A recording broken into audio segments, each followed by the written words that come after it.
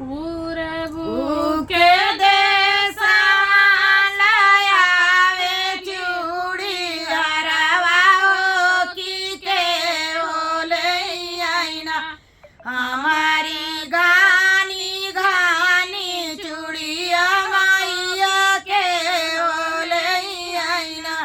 हमारी घानी घानी चूड़िया मैया के होले आईना अपने मंदिलवा में से बोलै ब्रह्मा देवी मैया कि हमाले बहिना तोहारी घानी घानी चूड़िया मालिनी हमाले बहिना तोहारी घानी घानी चूड़िया मालिनी हमाले बहिना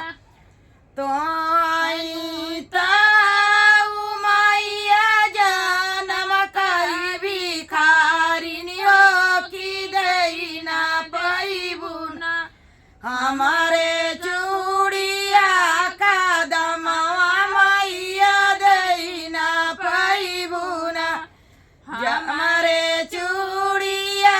कदमवा मैया देना पैबुना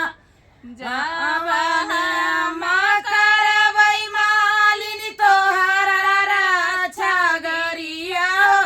कि हुआइना हमारे चूड़िया कदमवा मालिनी हुआइना हमारे चूड़िया कदमवा मालिनी हुआइना पूरबू